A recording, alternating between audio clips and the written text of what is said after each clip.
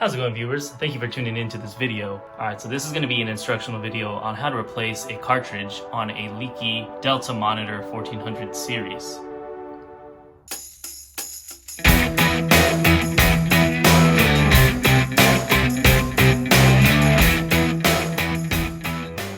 Now, there's tons of videos out there on how to do this, and the process that they show, everything goes like super smooth. Everything just pulls right out naturally. Now this video goes out to those that are stuck. Now this thing here is about 20 years old. So everything's been sitting the way it is. It's never been opened until now. So like I said, I just got done doing the process.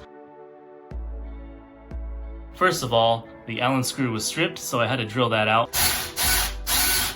After I drilled that out, this just pulled right off, and I did damage the cartridge a little bit, but instead of replacing the springs, I just figured I'd replace the entire cartridge because it has been 20 years, so I know that most of the O-rings on there are going to be bad anyways. So after doing that, I pulled off the sleeve, and then of course the bonnet nut did not budge at all. I tried using a strap wrench, and you really do not want to put a lot of force on this because these older 1400s, there's like 3 really thin copper pipes that are holding this whole thing in together. A common thing to do is to use a tool or a strap wrench and just crank the heck out of this thing, and your entire roughing is just gonna crack in half. So do not do that. I recommend just getting a Dremel, cutting right through that bonnet, and you can actually split it with a screwdriver or tap it, which is what I did. I just tapped it out and it loosened up with not too much force.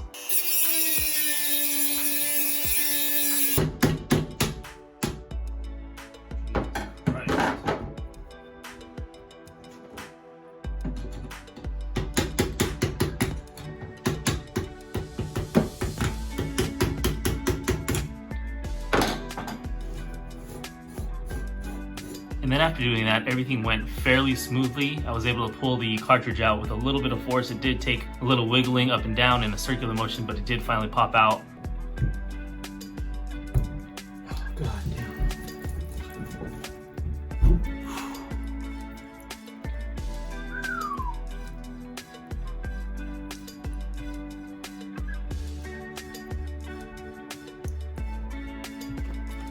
All right, so here is the cartridge that I took out, and here is the replacement part.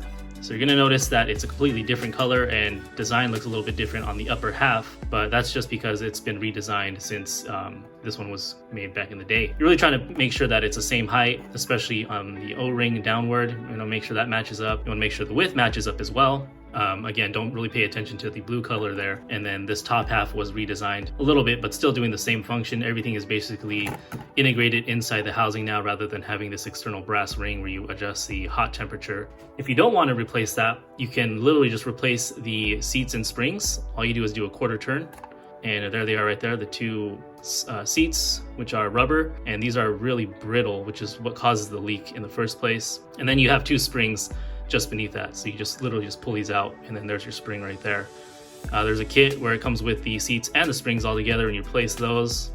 You're going to want to use some plumber's grease, silicone grease on there. As you can see on my finger, these things are just brittle as heck and just falling apart and deteriorating. There's the metal shield that makes contact with it, and you give it a quarter turn, tighten, once you install the new springs, and there you go. Now this guy has about 20 years on it, so I am literally just going to replace the entire thing. Everything on here is pretty brittle. The O-rings are really not soft anymore, and I just don't want to have to take this apart again in the next 5-10 years. If this lasted me 20 years, I'm hopefully going to get 20 years out of this guy and not have to do this again until I'm like an old man, or maybe my son will take care of this for me. And you can see with the new part, the O-rings are nice and soft, pliable, and I'm gonna go ahead and put some plumber's grease all along all 3 of these O-rings right now. All right, and here's the plumber's grease that I use. It's made by Gunk. Again, it's just silicone grease, but it's safe for all O-rings and valves and gaskets and things like that. And there's no additives that's gonna harm anything up in here or anything like that. Not really a whole lot needed, just a little bit along the O-rings. All right, and that's all there is to it. O-rings are nice and lubricated. You're gonna notice an H written right here on the cartridge itself, right here on the left side. And then you wanna make sure that's gonna be on the left side as well. There's a little notch right there that lines up with the notch right here. There's notches on both sides. It probably would have been easier just to do one, just to take out all the guesswork out of it. But in case you forget, The H is literally right there. Match it up. Pretty simple. So I'm gonna go ahead and slide this in. Just like so.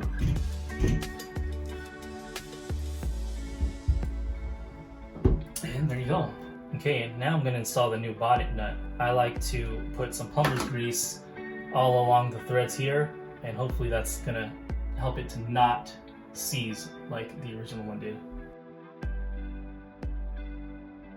Okay, once you're done with that, go ahead and take your new bonnet nut, or your old one if you saved it, and I like to back it out a little bit just so you feel that indentation will sink right in there and the threads will be nice and secure.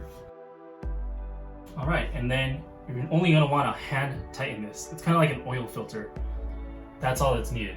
If there's someone that's taking a wrench to it, they're over tightening it and they're going to be causing themselves problems when they need to replace the seats and springs on this later on down the road.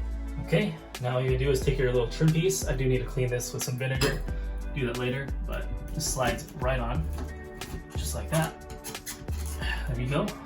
And then you just install your handle. And there it is. Tighten your Allen screw and you're all set. Let's go ahead and turn the water back on and test this out. Alright, so I got the water turned back on.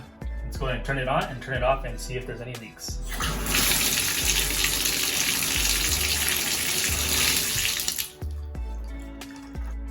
Alright, check that out, fellas. Not a single drop, baby. Oh yes. So there you go. That's how to replace a completely seized Delta cartridge. Hopefully you guys had some success with this, and hopefully you found this helpful. If you did, go ahead and please like, comment, and hit that subscribe button. I would definitely appreciate it. Alright guys, till the next one, thanks for watching.